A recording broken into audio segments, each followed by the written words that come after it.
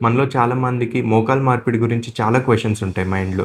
Robotic అంటే ఏంటి? Non robotic అంటే ఏంటి? ఏ కంపెనీ ఇంప్లాంట్ వాడాలి? ఇలాంటి కొన్ని ప్రశ్నలకి ఈరోజు సమాధానం చెప్తాను. Hello everyone, this is doctor Gautam, consultant joint replacement and arthroscopy surgeon, Arogya hospitals, Khammam. First, robotic knee surgery అంటే ఏంటి? అందరూ అనుకుంటుంటారు రోబోటిక్ నీ సర్జరీ అంటే ఏదో రోబోట్ సర్జరీ చేస్తదని. అది కాదు. యాక్చువల్‌గా రోబోటిక్ నీ సర్జరీలో సర్జరీ చేసే టైంలో రియల్ టైమ్ ఇమేజింగ్ అనేది వాడుతుంటాం. దానివల్ల అడ్వాంటేజ్ ఏంటంటే కావాల్సినంత వరకే మనం బోన్ కట్ చేస్తుంటాం అండ్ ప్రెసిషన్ ఎక్కువ ఉంటుంది సర్జరీలో. ఖచ్చితంగా ప్రెసిషన్ ఎక్కువ ఉన్నప్పుడు నొప్పి తక్కువ ఉంటుంది, రికవరీ కూడా చాలా ఫాస్ట్‌గా ఉంటుంది.